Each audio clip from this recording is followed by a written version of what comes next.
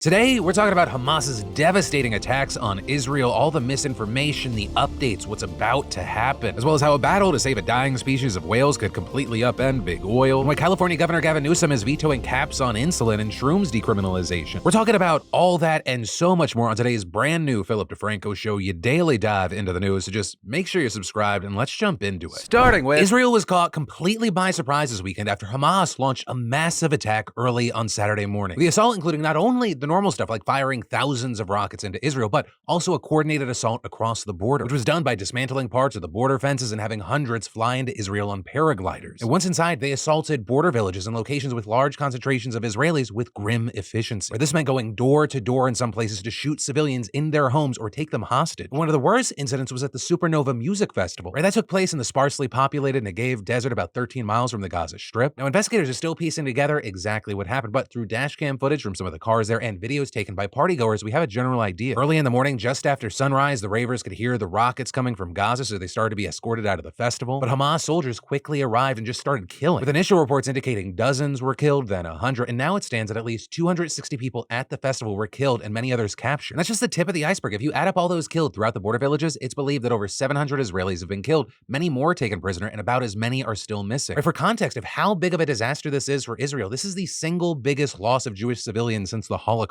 And adding to the horror of all this is the sheer celebration that those engaged in the killings were having. You can see Hamas troops desecrating corpses and parading them around, or in many cases showing off those who were captured as war trophies, including women who have been raped. And since the attack, the Israeli Defense Forces worked to secure border towns in the broken parts of the border, which has led to multiple firefights. And while there are understandably many questions being asked right now that we need answers to, one of the biggest is how the fuck did this happen? Right, Hamas's attack seemed to have come out of nowhere and Israel wasn't prepared, with one of the reasons being the timing. Hamas attacked during a major holiday in Israel when many troops were on leave, allowing Hamas to capture what few troops were there relatively easily, which could partly be why they attacked when they attacked, but also the date has importance in Israeli-Palestinian history. And footage from places like the music festival show only a handful of police, security, and a single tank arriving to try and slow down the attack. But overall, there is a sense that Prime Minister Netanyahu is done for. And there's a few reasons for this, ranging from reports that he ignored intelligence that something big from Gaza was going to happen, to he spent too much effort on his judicial overhaul bill in order to stay in power, or even that he sent too many troops to help Jewish settlers in the West Bank kick Palestinians out of their homes rather than worry about Hamas. But I mean, even some extremely staunchly pro-Israel supporters are calling for him to hand over any prisoners Hamas wants in exchange for those now being held hostage, with takes like saying, "We don't negotiate with terrorists, only works if you can actually protect against terrorists." Israeli government and intelligence failed horrendously, and the Israelis slaughtered and taken hostage in this weekend's attack are victims of Hamas terror and also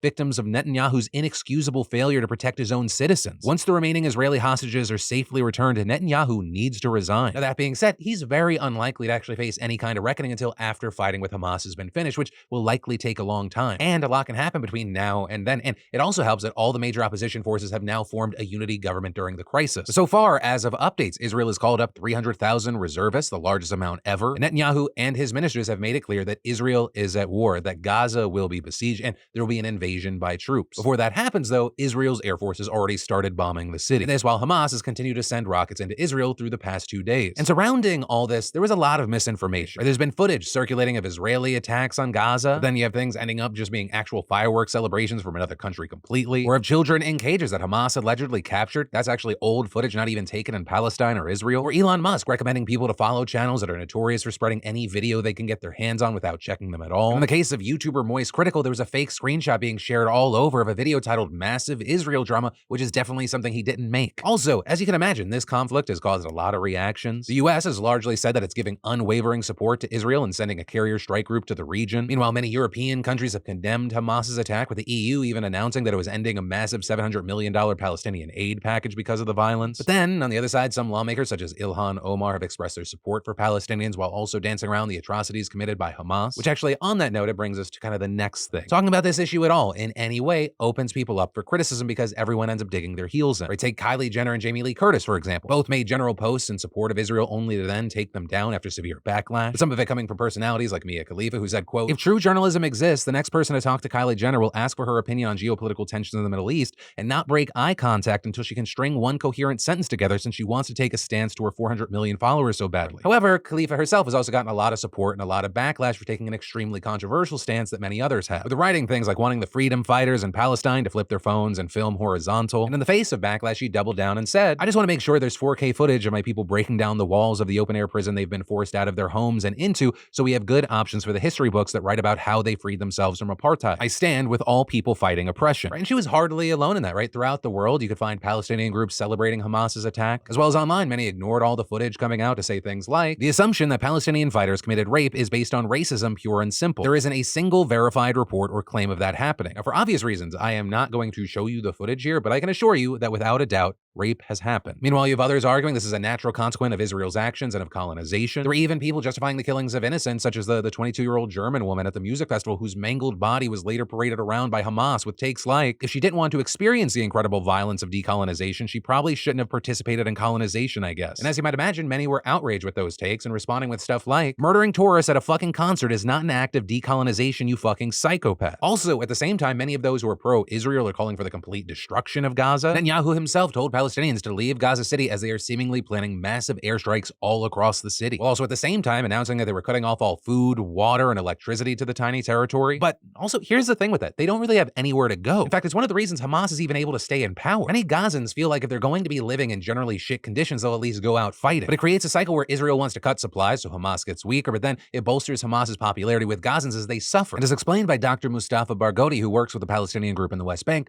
Hamas's attacks are often able to garner so much support from Palestinians because many are so angry with decades of what they call an apartheid Israeli state, and adding, "What you see today is a reaction to several things. First of all, settlers' terrorist attacks on Palestinians in the West Bank that has evicted already 20 communities in an act of ethnic cleansing, 248 Palestinians who were killed by the Israeli army and settlers in the West Bank, including 40 children, attacks on the holy sites, the Muslim and Christian holy sites by Israeli extremists, as well as declaration of Netanyahu that he will liquidate the Palestinian rights and the Palestinian cause by normalization with Arab countries. And he dared even to go to the United Nations and carried in the United Nations a map of Israel, which included the whole of the West Bank, all of Gaza, all of Jerusalem, as well as the Golan Heights." But without food, water, electricity, and a general invasion, the conditions there could get much, much worse for the 2 million residents. And adding to the problem and really just touching on what a nightmare situation this could become are the civilian deaths that will happen. Partially, that's because horrible collateral damage happens in every war, even when countries try not to, but also especially because Hamas actively uses civilians as human shields, including right now as officials told residents to stay in place despite Israeli warnings that strikes will happen. And so it's because of that policy that people like Ben Shapiro have said that any Palestinian blood in the upcoming campaigns will be on Hamas's hands, not Israel's. And when you look at everything that's happening and what everyone is saying, it really feels like with this entire conflict, all nuance is dead. Like, I don't think it should be a hot take to say that specifically killing civilians and taking hostages is horrendous and shouldn't be supported. And many have pointed out that even if you support an armed resistance by Palestinians, there are legitimate military targets to attack, not small towns and concerts. Or there would be and should be similar outrage if Ukraine sent a force into Russia and did the same things Hamas just did. And in general, there's a sense that Hamas actually fucked up support for the Palestinian cause. Or you've probably seen it worldwide. It's been picking up steam, but then atrocities like this come out and make people quickly go, oh shit, wait a second. Although with that, there are actually some conspiracy that this was done partially to derail Israel's talks with Saudi Arabia. But then at the same time, it's fine to condemn some of the language coming out of Israel, such as when the defense minister said that we are fighting human animals and we will act accordingly. With language like that, usually the first step to horrible acts of violence against populations. But ultimately, all we know for sure right now is that more people are going to die. Not only because both sides are bombing each other and shooting each other, but also because Hamas warned that for every unannounced airstrike, it was going to execute a hostage. And right now, there is no reason to believe that Israeli-Palestinian relations are going to improve anytime soon. Though, understand, this is obviously an ongoing situation, and there's going to be a constant stream of news coming out. But I mean, even since I just started filming this piece, we've now heard Israel has bombed Hezbollah targets in southern Lebanon, as well as there being claims that Russia sent captured Western weapons from Ukraine to Gaza to try and make it seem like Ukraine supported them. It is just a nightmare right now, and we're going to have to wait to see what happens next. And then, thousands of more employees are now joining the UAW strike after rejecting a deal from Mack Trucks. That's just one of the big updates we're looking at right now. So Mack Trucks is best known for manufacturing semis, but they also produce construction equipment, fire trucks, and even military-grade vehicles. And in a letter released on Twitter, the UAW said that over 70% of their workers voted against the proposed contract covering about 4,000 Mack Trucks employees in Maryland, Pennsylvania, and Florida. The UAW president, Shawn Fain, saying in a statement, members have the final say, and it's their solidarity and organization that will win a fair contract at Mack. Now, according to the company, the rejected deal included a 10% wage increase in the first year with another compounded 20% over the course of the 5-year agreement, along with a guarantee that the health insurance premiums would not go up. But the workers are looking for more, with Fain saying that the two sides now need to reach an agreement on not only wages, but cost of living allowances, job security, and pension. So the rejection of this deal means that 4,000 Mack workers went on strike this morning, bringing the total number of striking UAW workers across 22 states to about 30,000, with thousands upon thousands of those participating in a targeted strike against Detroit's big three automakers for weeks. And while some are still concerned about the massive effect this strike could have on the auto industry and the U.S. economy as a whole, we're actually seeing some good news on that front, with Fain announcing last Friday that the UAW union would not be expanding their strike further right now, and the union citing progress in negotiations with all three automakers, including Ford offering a 23% wage increase over 4 years, and General Motors agreeing to include electrical vehicle battery manufacturing facilities under the new union contract. With Fain saying in that announcement, "We are winning, we are making progress, and we are heading in the right direction. Strikes and the threat of strikes by a unified membership are what deliver. But things are still developing, so we're gonna have to keep our eyes on this one." And then, I'm not here to freak you out, but cybersecurity is no joke, and we all need to be protected. Because, I can constantly see online banner ads, sidebars, and pop-ups everywhere. And sure, most are just colorful distractions, but some are malvertising ads created to infect your device with malware and viruses. So how can you block these dangerous sites and help give you peace of mind? Well, that's where the fantastic partner and sponsor of today's show, NordVPN, or more directly, nordvpn.com/Phil, comes in. An attacker will create a convincing advert containing hidden lines and malicious code and find a way to feature their content on a legitimate website. And when you click on that ad, you'll be directed to a dangerous server from which the rest of the attack will be launched. And I love that NordVPN's threat protection service blocks dangerous sites and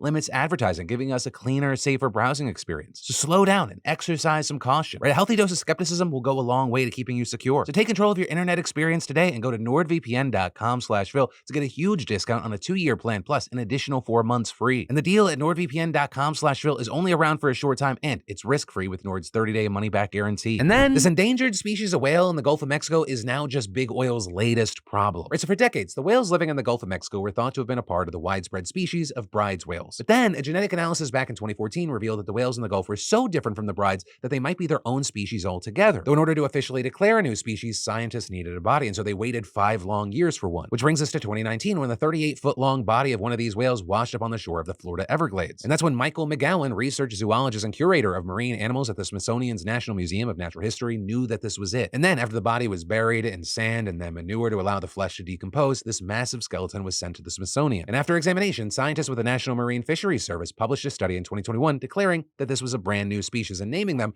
Rice's whales after the late biologist who first identified whales in the Gulf of Mexico. But this awesome news was then immediately followed by a terrifying realization that there were very, very few Rice's whales left. Right? I mean, at the time of their announcement as a new species, there were only 50 remaining. That made them one of the most endangered marine mammals on Earth. And these whales appear to live exclusively in U.S. waters, so it's up to us to protect them, even though humans are one of their biggest threats. So specifically, I'm talking about humans working in the offshore oil and gas industry in the Gulf Coast. And that's even outside the threat of just oil spills, the seismic air guns used to find oil and gas deposits. Those could deafen marine animals. Not to mention the threat of getting hit by boats, tangled up in fishing equipment, and just general debris. In fact, a piece of hard plastic was found on the stomach of the Rice's whales that washed up in the Everglades in 2019, which may have contributed to its death. Now, notably, the discovery around all this prompted many to push for greater protections for the whale's habitat, with the Biden administration even beginning taking steps to protect the whales under the Endangered Species Act. Also, the National Marine Fisheries Service proposed designating a 28,000 square mile swath of the Gulf as critical habitat for the Rice's whales. 6 million acres of their habitat was also pulled from an offshore oil lease sale. And hell, even boats were ordered to slow down in the area and completely avoid it after sunset when the whales come to the surface to rest. However, all of those protections were not received well, with Republican lawmakers saying that hampering boat traffic could harm the economy of the Gulf Coast. And specifically, Senator Tommy Tuberville saying it would, quote, detrimentally impact our nation's ability to domestically produce oil and gas in hopes of becoming energy independent. And so as of now, we still don't know how these protections are going to impact other industries, but oil companies and investors will have to change their plans for the Gulf region, with one offshore lobbyist saying, for oil and gas, it could be significant. Withdrawn acreage, it's prime real estate. And that acreage is a serious point of contention, with the state of Louisiana, Chevron, and the American Petroleum Institute suing the Biden administration in an effort to get get those 6 million acres back on the market with no restrictions. And their argument was that the decision to remove the acreage was hastily made at the very last minute, and a judge actually seemed to agree with them, ruling that the Biden administration needed to put the acres back on the auction block. And the judge writing that the process in the withdrawal of the acreage, quote, looks more like a weaponization of the Endangered Species Act than the collaborative, reasoned approach. Now, that said, environmentalists have since appealed the decision, and the Bureau of Ocean Energy Management has asked for an emergency stay of the order, with an attorney with the environmentalist group Earth Justice saying, these baseline protections for the Rice's whales are quite literally the least we could be doing to save the species from extinction. And so with all this, we know the Court of Appeals has since pushed the sale back to November 8th, so we'll have to wait to see what comes from that. But this legal back and forth also hasn't stopped the Biden administration from considering designating a different stretch of the Gulf of Mexico as a critical habitat, which would potentially lead to even more restrictions for the oil and gas industry. But this is, according to environmentalists, the whales don't really have the time to wait for these protections. With also one marine biologist studying the whale's diet saying, I'm not confident that in 50 years they're going to be around. Honestly, I wouldn't bet my life on it. But for now, we'll have to wait to see how all this plays out. In the meantime, I'd love to know your thoughts. And then you've got people wondering if Gavin Newsom is a secret Republican because of this news today. And that's because the governor of California just vetoed a string of bills that on the surface you think a Democrat would support. Starting with a bill that would have decriminalized the possession and personal use of several hallucinogens, including magic mushrooms. So you had Newsom saying that he would support the measure if it contained more safety guidelines, explaining California should immediately begin work to set up regulated treatment guidelines, replete with dosing information, therapeutic guidelines, rules to prevent against exploitation during guided treatments, and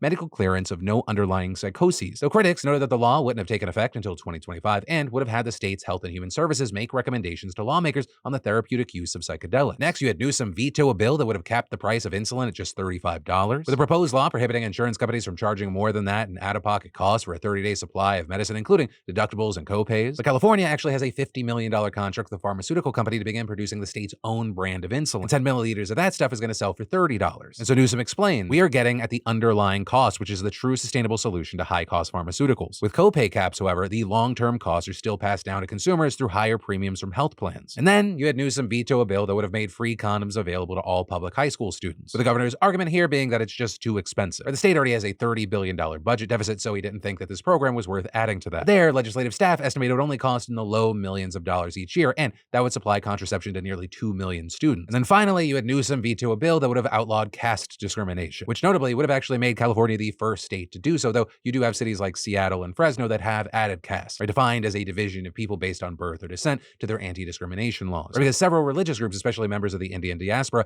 have long complained about unfair treatment in housing, education, and the economy. But here, Newsom argued that the bill was unnecessary, pointing out that California law, quote, already prohibits discrimination based on sex, race, color, religion, ancestry, national origin, disability, gender identity, sexual orientation, and other characteristics. And state law specifies that these civil rights protections shall be liberally construed. And in general, I thought that this was kind of interesting news, but also I think it really highlights the difference between reading the headline of a story and actually understanding a story. And then finally today, let's talk about Yesterday Today, where we look at the last show we put out where we covered a lot of news. We then dive into those comments to see what y'all are saying, your opinions, your reactions, your experiences. And on the last show, the news that took over that comment section was about the school shooter who served his time and then has blown up on TikTok. And I will say it was very interesting because depending on where you went on the internet, vastly different reactions, right? In some places, people were saying, he's a scum of the earth. He should never see the light of day again. Others saying, hey, he served his time. He's trying to do good. But again, we had people having all different reactions. Some saying Jay's former actions are reprehensible, but he's served his time. And if he is genuine in wanting to be an advocate for preventing other school shootings, we can learn from him. None of us have ever been compelled to do such a thing. If his message on TikTok prevents even one future incident, it's a good thing. For better or worse, that platform is a great way to build support in 2023. Meanwhile, others chimed in saying, as a person who's been following the TikTok school shooter saga on TikTok, the main thing that people on the platform are having issues with is the fact that Jay was starting to spout information about reverse racism